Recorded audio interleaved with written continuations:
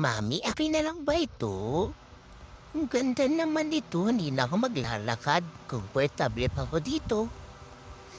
Ay, sarap matulog.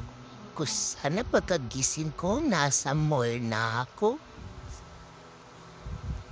Para hindi na ako maglalakad. Uy, magic, mami. Galing pala nito eh. Nakakapunta ako sa mall agad.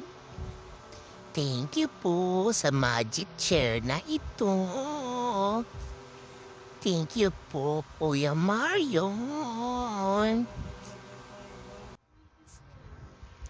Uy, ang ganda talaga nitong magic chair na ito.